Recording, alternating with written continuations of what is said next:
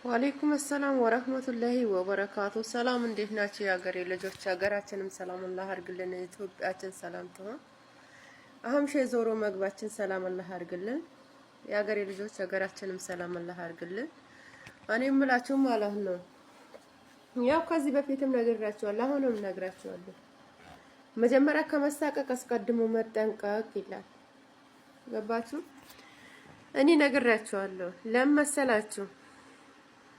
አሁንም እነግራችኋለሁ። ለምን አሞኝ ታመም ድረሱልኝ፣ ታመማለሁ እንደዚህ ብሉኝ ከምላችሁ ማለት ነው በቁመና እያሉ ርዱኝ ብላችሁ ቀለኛል።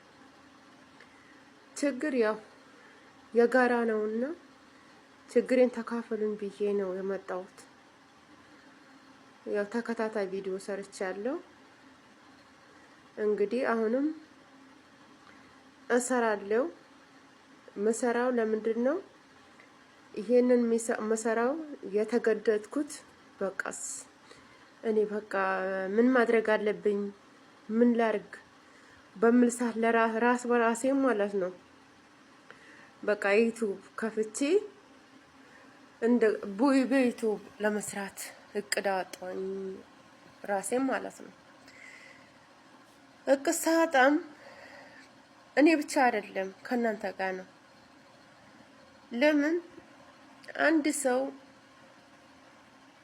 ለብቻው በጣም ሸክም ላይ ነው፣ ግን ከሰው ጋር ከሆነ ብዙ ነገር ይካፈሉታል፣ ብዙ ነገር ችግሩ ይቀላል። ግን ብቻ ለብቻ ችግሬን አቃለዋለሁ ብል ይሄው ስንት ዓመተ ምህረት ነው፣ ግን ችግሬ ሊቃለልልኝ አልቻለም። አሁን በቃ እየከፋ መጣ ስለ በቃ ነገሮች ማለት ነው። እንደገና ከዚህ በፊት እንኳን ያው አካላት ስንኩላም ብዙም ባልቀየረላት ብዙም ባይከብደኝ፣ ግን አሁን እያደገች ስትመጣ ማለት ነው እየከበደኝ መጣ። በቃ እሷ በቃ በአመት አመት እየጨመረች በቃ እየከበደኝ ለራሴ እየከበደኝ መጣ። አሁን ያንን ነገር እስኪ ለእናንተ ላማክራችሁ። በቲክቶክም ከሁለት ሶስትም ሰርቻለሁ፣ ግን እንደዚህ በቪዲዮ ወጥቼ እንደዚህም አልሰራውኝም። ያው የሰራሁትን ቪዲዮዎች ዝም ብዬ ነው የሰራሁት ማለት ነው። አሁን ግን በቃ እኔ